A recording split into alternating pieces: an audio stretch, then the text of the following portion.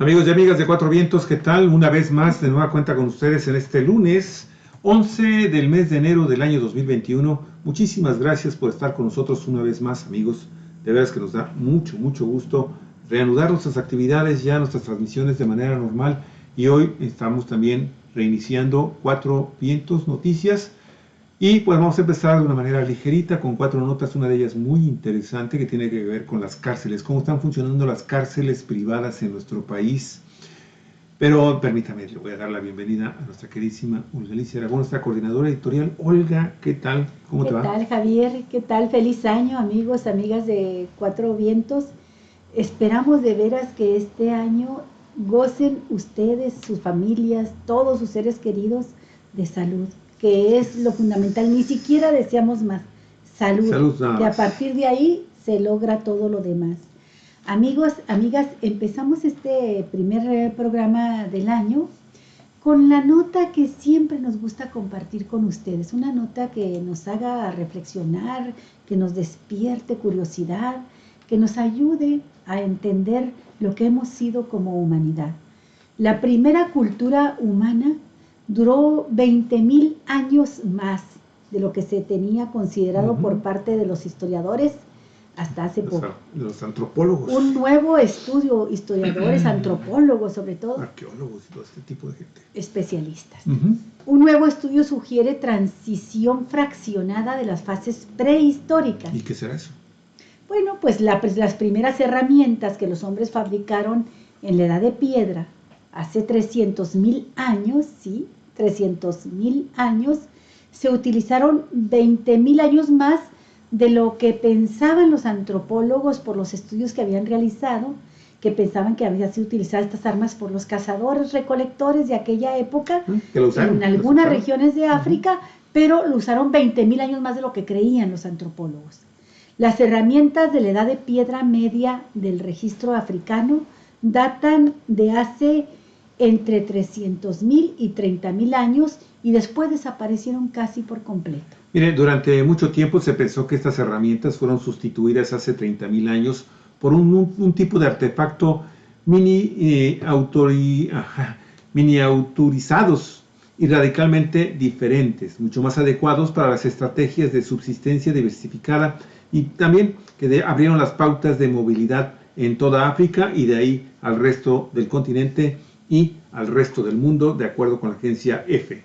Sin embargo, el estudio dirigido por Eleanor Esserry del Instituto Max Planck para la Ciencia de la Historia Humana, que se ubica en Alemania, y también por el investigador Kadi Niang de la Universidad de Cheikh Anta Diop de Senegal, del país de Senegal, muestra que los cazadores recolectores del área del Senegal continuaron usando tecnologías de la prehistoria más temprana de nuestra especie hasta hace unos 11,000 años. Fíjese, África Occidental es una verdadera frontera para los estudios de la evolución humana.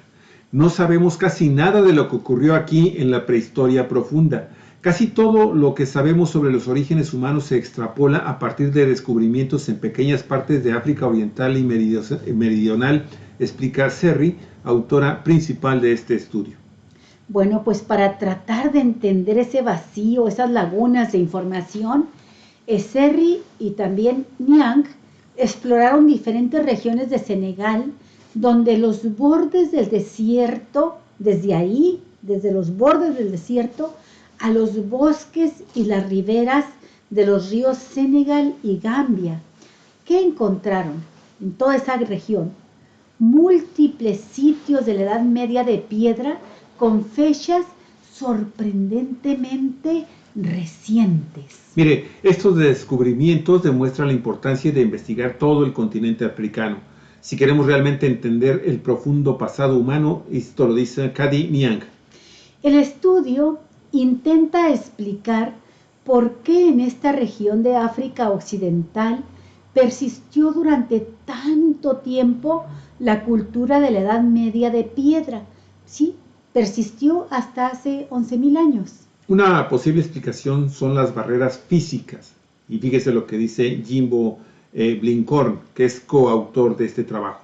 Dice, al norte, la región se encuentra con el desierto del Sahara, pero al este están los bosques tropicales de África Central, que a menudo estaban aislados del resto de los bosques tropicales de África Occidental en los periodos de sequía y fragmentación.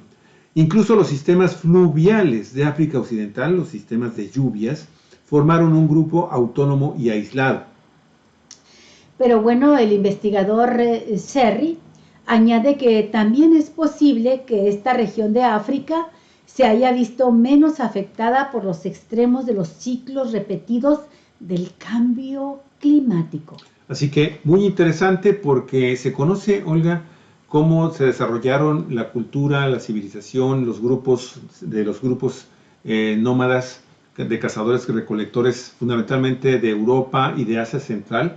Pero fíjate, de donde es la cuna de Homo sapiens y de la inmensa mayoría de los homínidos, ¿sí? Que es esta zona de África, el corazón y el occidente y el oriente, el cuerno de África.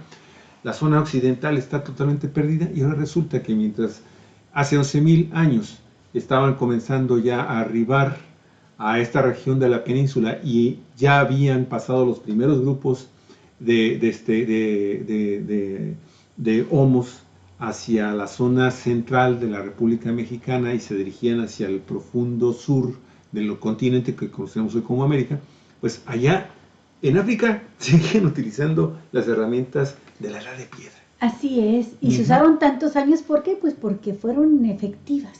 Para ellos fueron efectivas y les permitió no solamente sobrevivir, sino trascender. Así es. Y trascender a grado tal de que pues siguen siendo los orígenes de la cuna de la humanidad.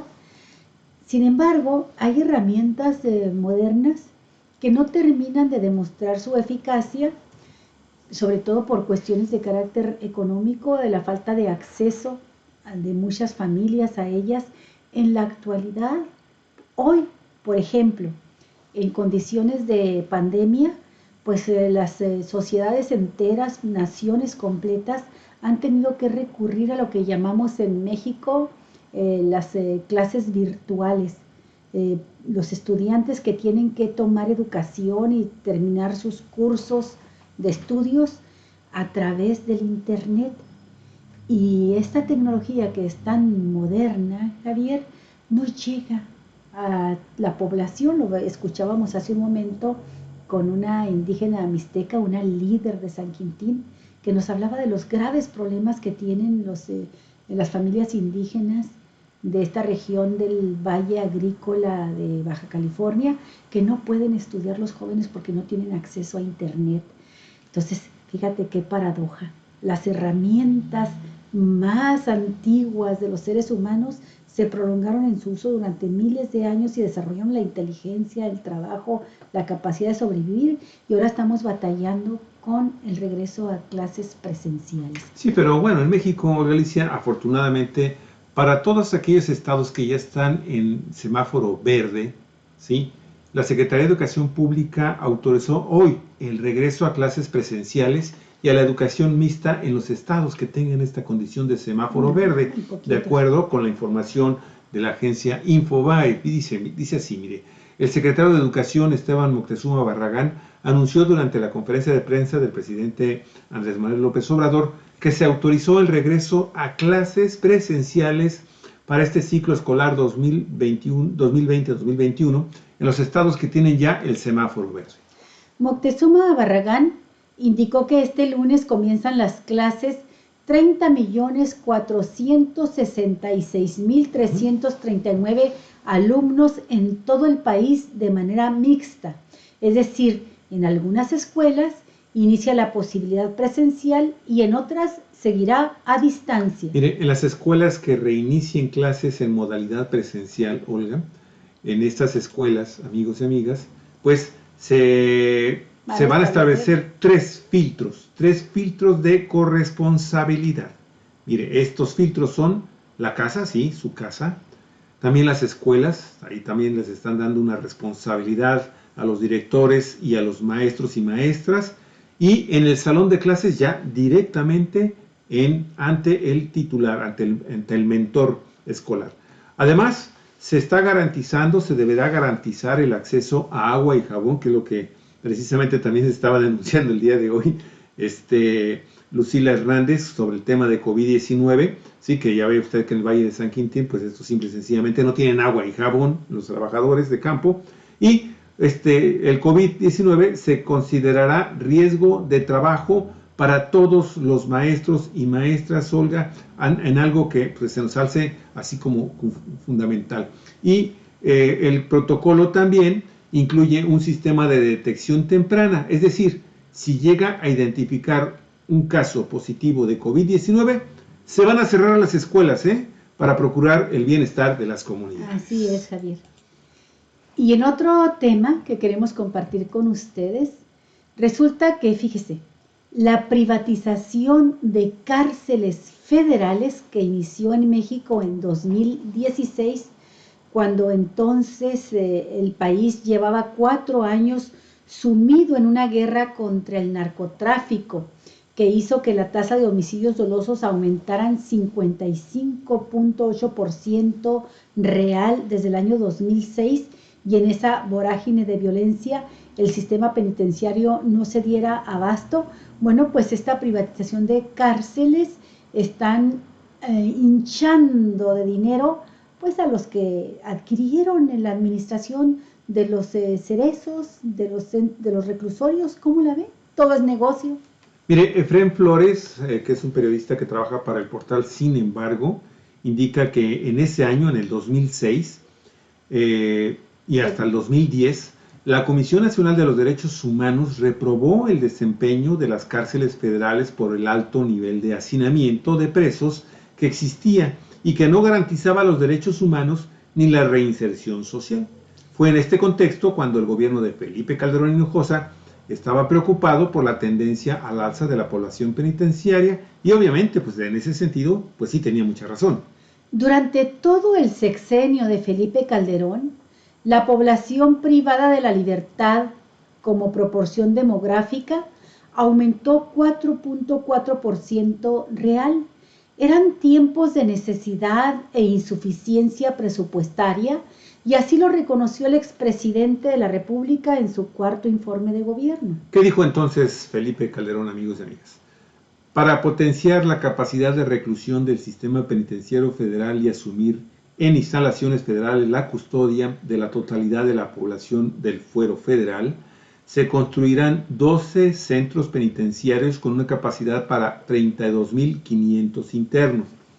Estos centros serán financiados y construidos mediante alianzas público-privadas bajo el esquema de contrato de prestación de servicios y se distribuirán en 12 polígonos. ¿Cuáles fueron estos polígonos?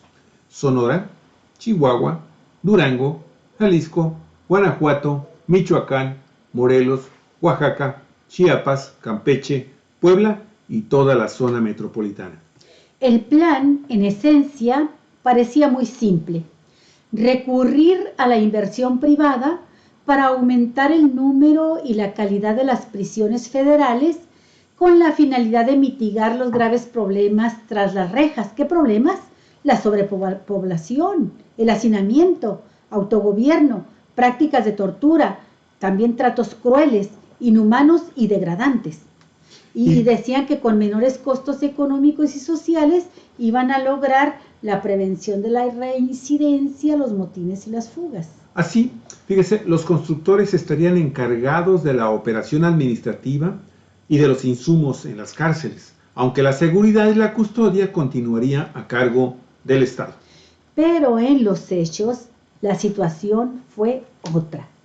El gobierno federal se comprometió a entregar casi 10,000 millones de pesos al año durante 20 años a un puñadito de empresas, lo que además de comprometer la mayor parte de su presupuesto devengado en prevención y readaptación social, instauró un esquema enfocado en satisfacer las necesidades de las empresas antes que las necesidades de las personas usuarias, ya que los internos pasaron a ser un medio para que la empresa privada obtuviera ganancias económicas, aún a costa de los derechos humanos, Todo esto lo dijo el informe Privatización del Sistema Penitenciario en México, elaborado por asociaciones civiles Documenta y México Evalúa. Mire, a 10 años de haber iniciado el proceso de privatización, en México hay 8 cárceles federales de asociación pública-privada, así como 2 centros capitalinos penitenciarios bajo este esquema.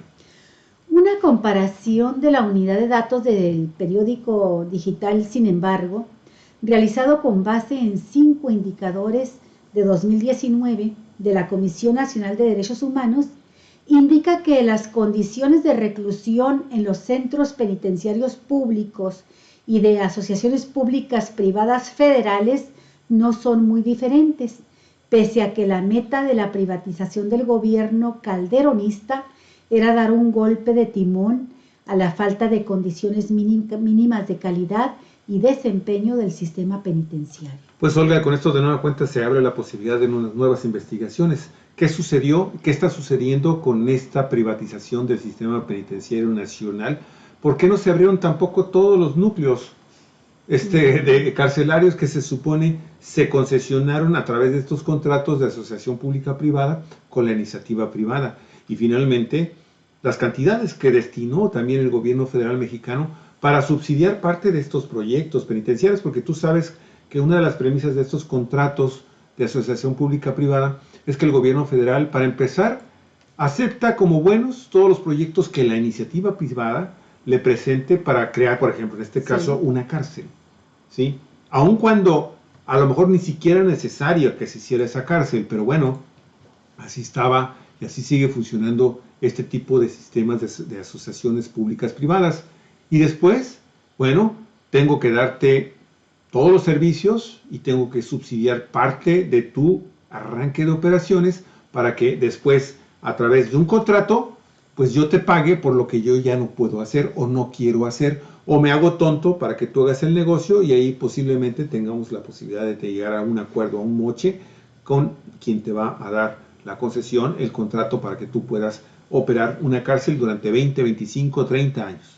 Está bien interesante un negocio redondo, Javier, donde se le paga prácticamente por cada reo que tiene una cárcel, un cerezo, como le decimos, un centro de rehabilitación social, y se les paga una cantidad a las empresas que van a administrar, y bueno, hace negocio con esta figura de las asociaciones públicas privadas, que ya las conocimos y sabemos que son, en la mayoría de los casos, como se aplican en México, aberrantes.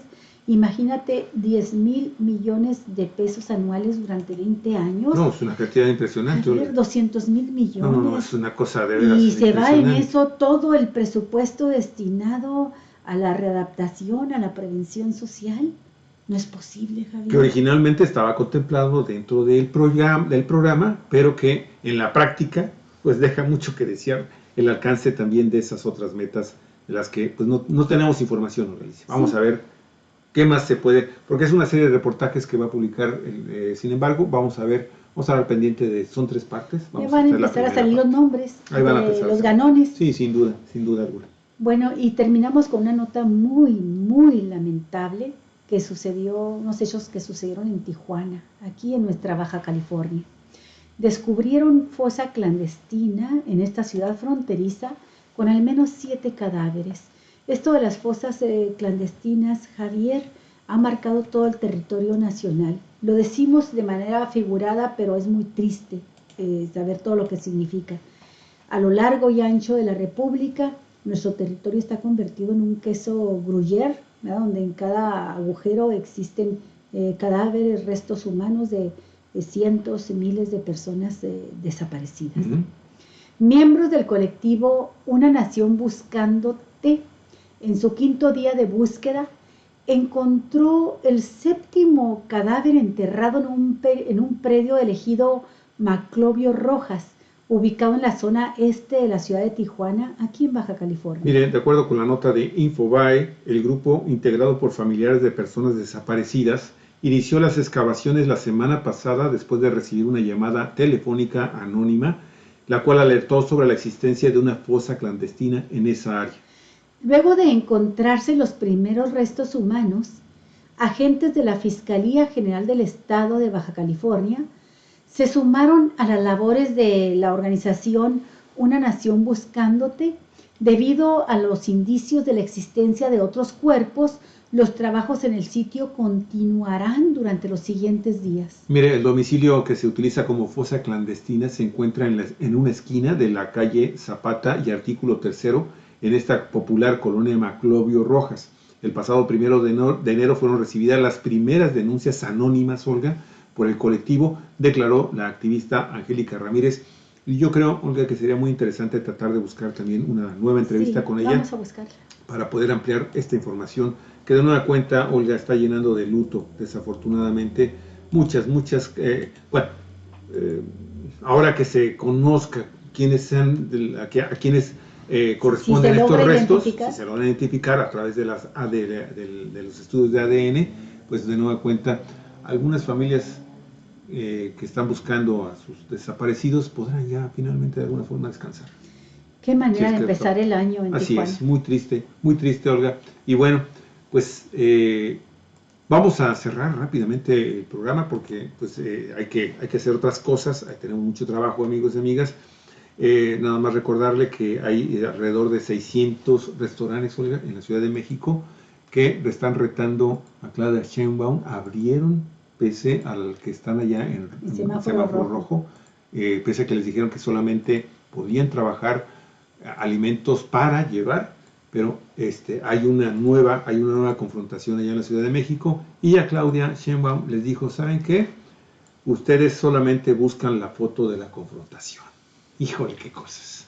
Pues sí, y aquí de todos modos también permanecen abiertos restaurantes, bares y todo, y también estamos en semáforo rojo. Bien, Olga, ¿algo más? Hasta pronto, amigos. Siga Nada bien. más, lo mejor de lo mejor para 2021. Y no deje de seguirnos en Cuatro Vientos. Mañana estaremos con ustedes aportando la información, el análisis de lo que sucede en el mundo, en el país, en el terruño. Que descanse. Hasta luego.